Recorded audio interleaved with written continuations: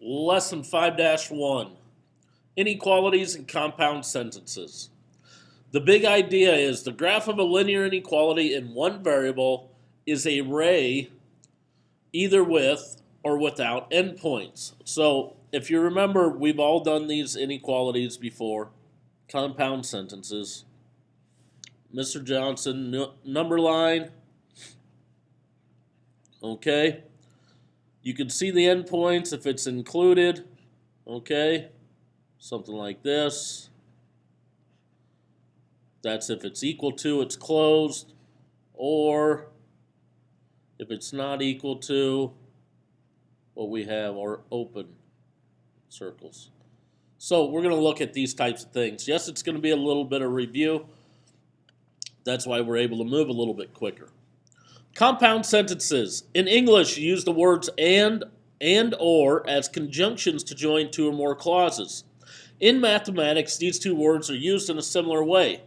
A sentence in which two clauses are connected by the word and or by the word or is called a compound sentence. Okay?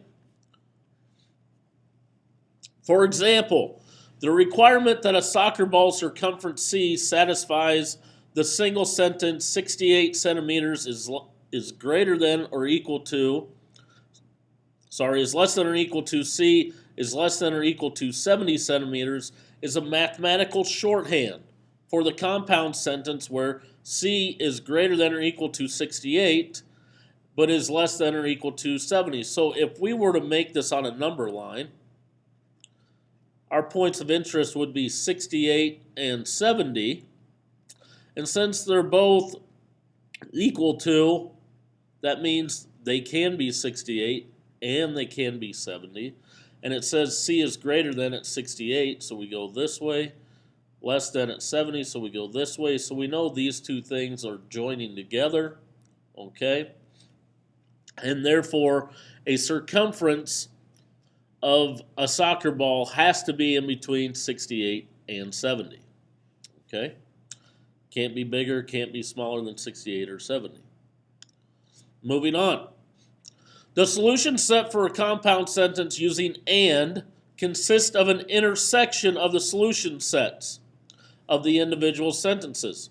Recall that the intersection of two sets is a set consisting of those values common to both sets. Okay? An intersection means they have to contain the same values in both sets. Okay? It has to be in the first one. It also has to be in the second one in order for it to be mutual. The graph of an intersection consists of points common to the graphs of the individual sets. Okay. For instance, roller coasters are classified according to maximum height achieved during the ride. A gigacoaster is a roller coaster that reaches a height of at least 300 feet, but less than 400 feet. In symbols, H has to be greater than or equal to 300, and H has to be less than 400. So for this one, H has to be greater than or equal to 300. Equal to means you have a closed circle, everything going to the right has to be greater than. Here, H has to be less than 400. Okay, so you have an open circle at 400, which means we don't include 400 and everything that is less than. The solution sets of the individual sentences are intervals. So if you look at there, if we're going to put these two things together, you look for the lowest spot on both of them. Well, this one keeps going, so we got to look for the lowest spot on this one, which is 300, and it's a closed circle. And then we got to look for the highest spot. Well, the highest spot, this one keeps going, but this one has a high spot at 400. So if you're going to intersect these two things, what would happen is you get out a new interval. Like I said, the low spot was 300, closed circle. The high spot is 400, open circle.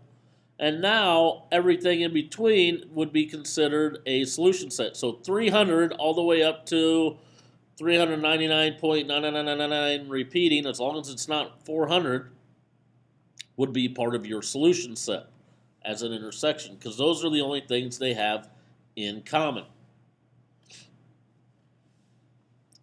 It says the intersection of these two graphs is the graph required height. The intersection can be described by the single compound sentence. 300 has to be greater than or equal to h, has to be less than 400. We call this a double inequality because it has two inequality symbols. Recall that the symbol for intersection is this upside down U. So the intersection of sets A and B is written A intersecting B in set notation. A intersect B. Don't forget that. Okay? So this is the double inequality that we came with, and this is the number line that Mr. Johnson came up with on the previous page. Closed circle at 300, open circle at 400, and they're joining. Okay? It says this can be read the sets of numbers from 300 up, but not including 400, equals the intersection of the set of numbers greater than or equal to 300 and the set of numbers less than 400. When describing an interval in English, it is sometimes difficult to know whether endpoints are included. In this book, we use the following language, so you need to make a point of this. X is from 3 to 4. From, the endpoints are included. From, endpoints are included. Is between. When they use the word between, the endpoints are not included. Okay? From, include. Between, don't include. You can think of between having more letters in it. More letters means you're further apart, so they're not included. Okay? From, shorter, closer together, include them. Okay? This is consistent with the use of the word between in geometry. When just one endpoint is included, as in 3 is less than or equal to x is less than 4, we say x is 3 or between 3 and 4, or x is at least 3 and less than 4. Okay? Graph. X such that 4 is less than x and x is less than or equal to 8. Okay? Get out our number line. We have points of interest. Okay? 4 and 8. 4 is less than 8, so it goes to the left. Okay? Now, remember from Algebra 1, Mr. Johnson said you have to read from the x. So this says x is greater than 4. Well, we have an open circle at 4 because of this inequality. There is no equal sign. Okay? So x is greater than 4. Numbers that are greater than 4 go to the right. At 8, we have a closed circle because of the equal sign. And it says x is less than or equal to 8, so less than is going to the left. So these two things are my solution set. Okay, moving on. It says, recall that the union of two sets is a set consisting of those values in either one or both sets.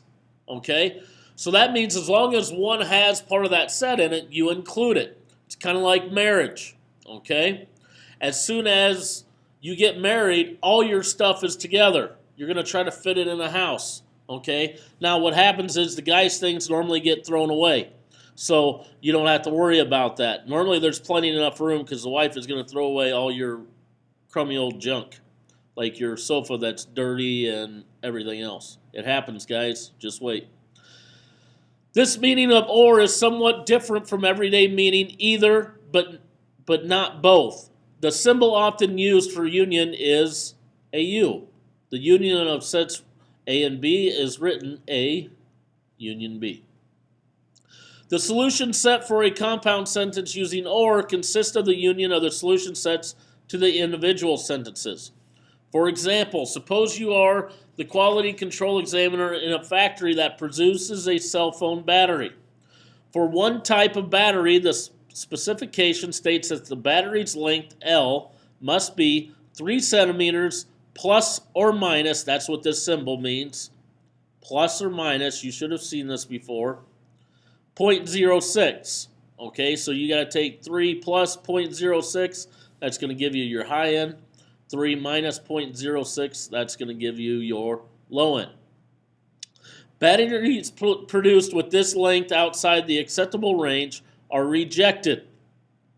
L must lie in the interval. Okay, let's move on. So, as I said before, 3 centimeters minus 0.06 is going to give you your least distance. That's 2.94. 3 plus 0.06 centimeters is going to give you your highest length. So that is 3.06. So that means L has to fall in between here. So the battery will be rejected if L is less than 2.94 or L is greater than 3.06. Okay? So if you wanted a graph where they are rejected,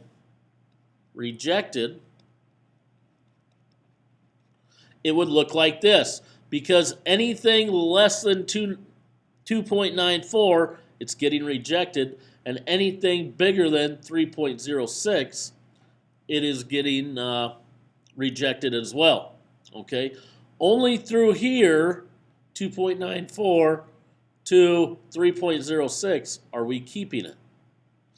Okay? Quiz yourself 3. A such that A is less than 12 or A is greater than 65. So 12 is my lowest number, 65 is my highest number. Both of them have open circles because there is no equal to sign.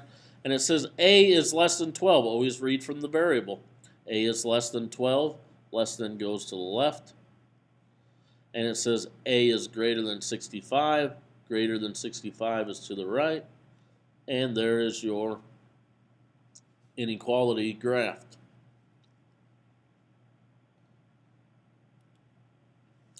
Let's look at an example. It says Penny Nichols has $500 to buy stock options at $17.50 per option. She wants to stop buying options as soon as she has less than $100.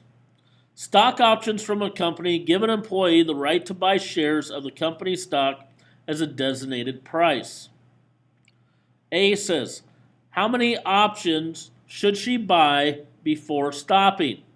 Okay, well, let's think about this. So, let's set up an equation. How much money does she have right now? Well, she has $500. Then she's going to purchase so many options. Well, they cost $17.50 per option, and I'm just going to call that, I don't want to call it O, let's just call it X. Okay? Okay? So, $17.50 per option. Why did I subtract? Well, we're taking it from our money, which is $500. Don't we want to know how many we can buy? Yes. When you purchase an option, you're losing money from what you started with. Okay? It says she wants to stop buying options as soon as she has less than $100. Okay? So what I'm assuming is if it's $100, she still wants to purchase some. So we don't want to say it's less than or equal to. We just want to say is less than. If it was equal to, we would have to stop. If it's just less than, then we only stop when it's less than $100. Okay? So there's my inequality.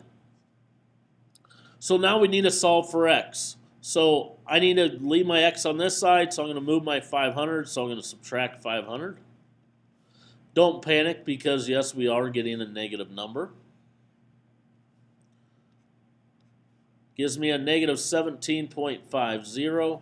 X is less than 100 minus 500 is a negative 400. Okay, notice the negatives are going to end up dividing out. And you have to remember there's a special rule of if you multiply or divide by a negative number, you have to flip the inequality sign. So I flipped my inequality sign, a negative 400 divided by 1750. I didn't bring my calculator up, so I'm going to do this at my desk right now. Divided by 1750 is 22.8. 22.8. Now, obviously, we can't buy 22.8 shares, So you would have to round up. So what we would say is 23 shares. So at 23 shares, she's going to end up stopping. Okay? B says, how much money will she have left? Okay? Well, if we take 500 minus $17.50, there's a decimal in there, times 23 shares, we're going to find out how much she has left. Well, 1750 times 23 is $402.50. So 500 minus $402.50 equals $97.50. So that's how much she will have left after she has bought her shares. That's all I have time for today. Please enjoy. We'll see you tomorrow.